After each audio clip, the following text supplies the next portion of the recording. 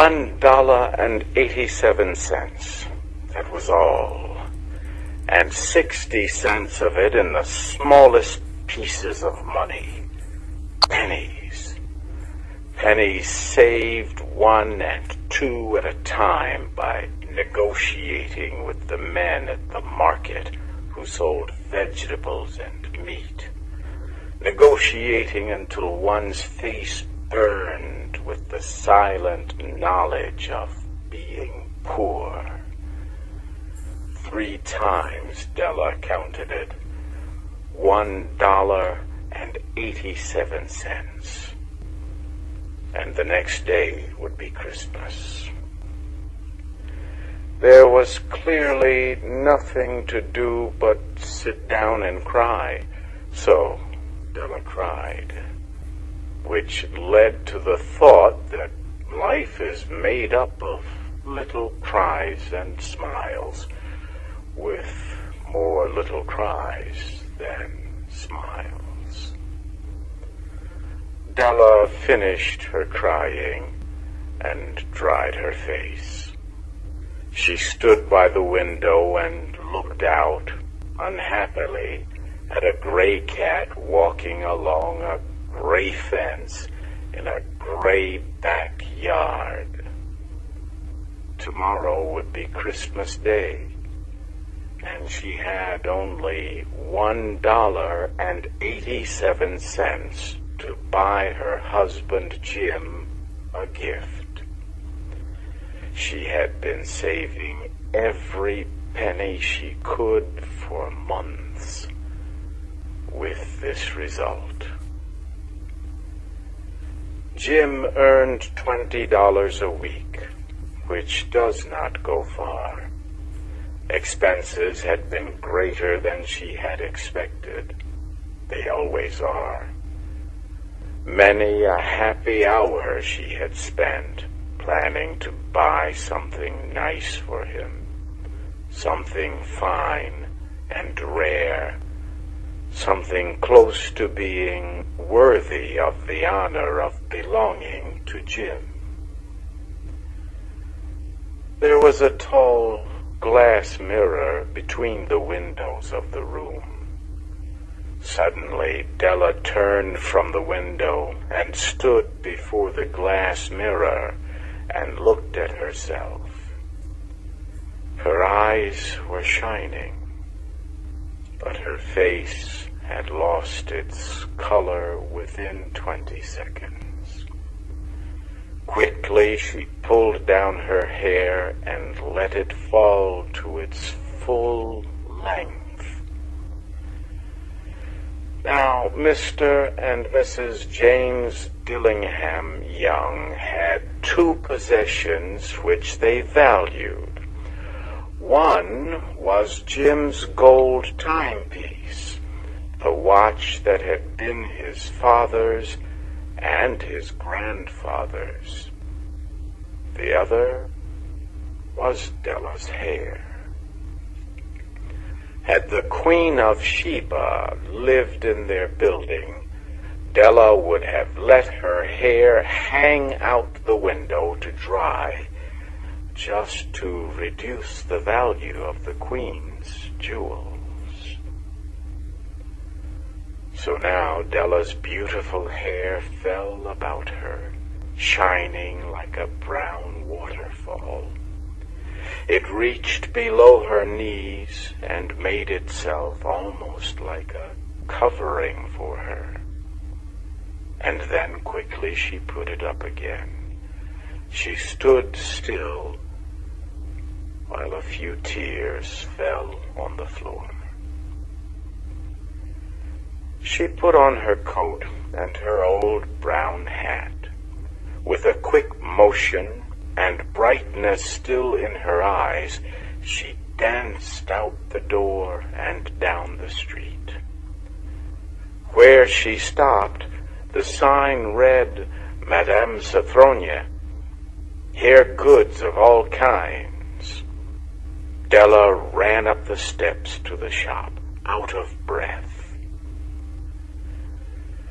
Will you buy my hair? Asked Della. "I buy hair," said Madame. "Take your hat off, and let us have a look at it." Down came the beautiful brown waterfall of hair. $20, said Madame, lifting the hair with an experienced hand. "Give it to me quick," said Della.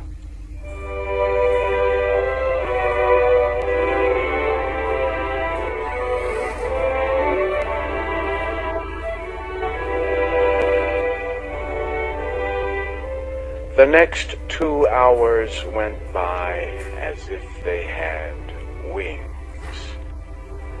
Della looked in all the stores to choose a gift for Jim. She found it at last. It surely had been made for Jim and no one else. It was a chain, simple round rings of silver. It was perfect for Jim's gold watch. As soon as she saw it, she knew that it must be for him. It was like him, quiet, and with great value. She gave the shopkeeper $21, and she hurried home with the 87 cents that was left. When Della arrived home, she began to repair what was left of her hair. The hair had been ruined by her love and her desire to give a special gift. Repairing the damage was a very big job. Within 40 minutes, her head was covered with tiny round curls of hair that made her look wonderfully like a schoolboy. She looked at herself in the glass mirror long and carefully. "If Jim does not kill me before he takes a second look at me," she said to herself, "he'll say I look like a song girl. But what could I do? Oh, what could I do with $1.87? At 7 o'clock that night, the coffee was made, and the pan on the back of the stove was hot and ready to cook the meat. Jim was never late coming home from work. Della held the silver chain in her hand and sat near the door.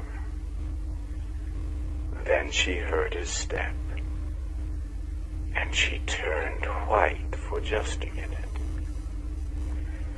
She had a way of saying a little silent prayer about the simplest everyday things. And now she whispered, "Please, God, make him think I am still pretty."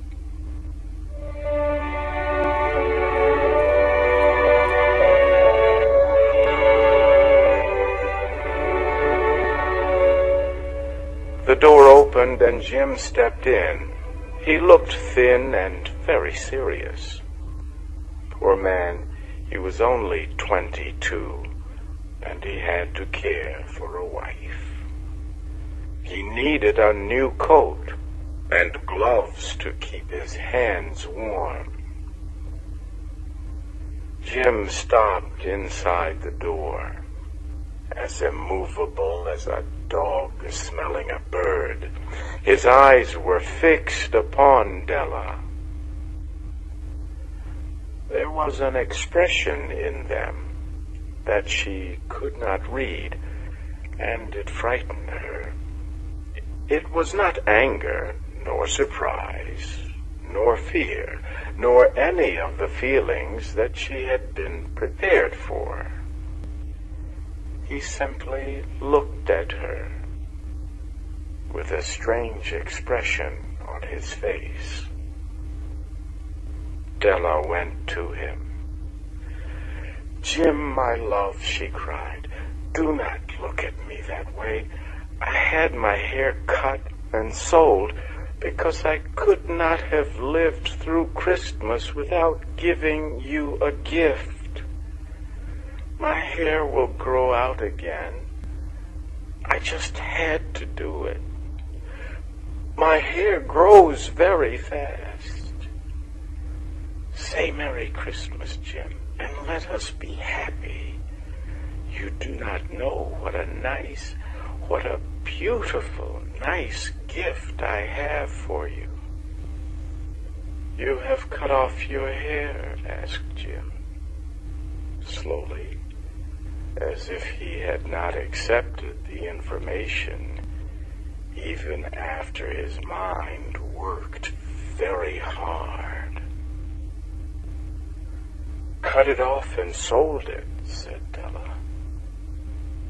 Do you not like me just as well? I am the same person without my hair, right? Jim looked about the room as if he were looking for something.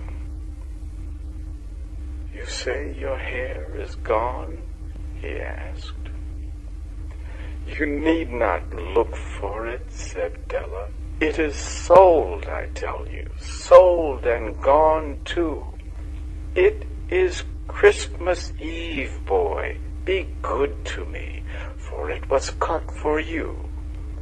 Maybe the hairs of my head were numbered, she went on with sudden serious sweetness, but nobody could ever count my love for you.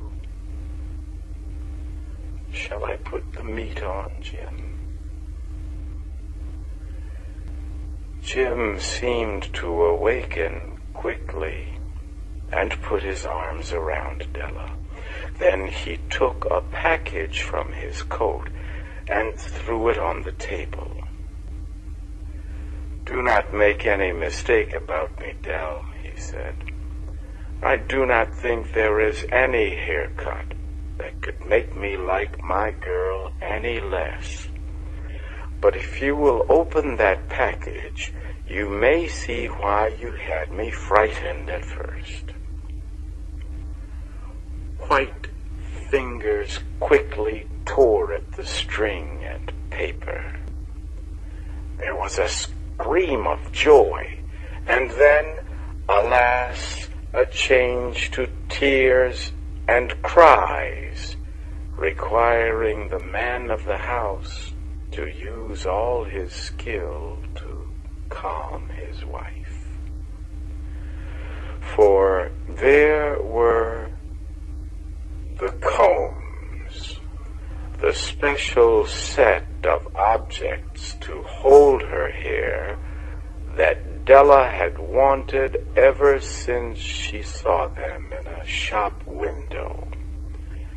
Beautiful combs made of shells with jewels at the edge, just the color to wear in the beautiful hair that was no longer hers.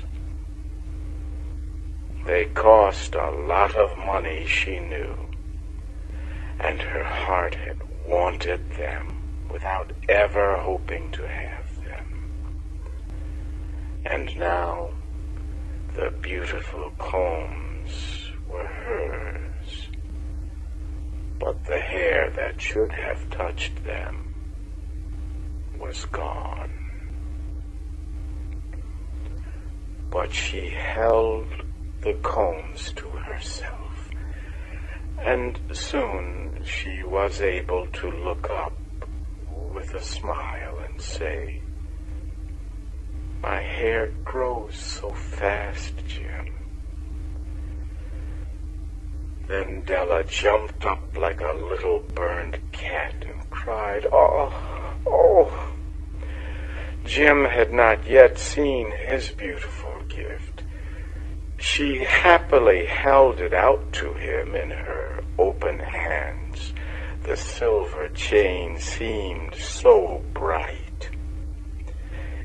Isn't it wonderful, Jim? I looked all over town to find it. You will have to look at the time 100 times a day now. Give me your watch. I want to see how it looks on it. Instead of obeying, Jim fell on the couch and put his hands under the back of his head and smiled. "Dell," said he, "let us put our Christmas gifts away and keep them a while. They are too nice to use just right now. I sold my gold watch to get the money to buy the set of combs for your hair. And now, why not put the meat on?"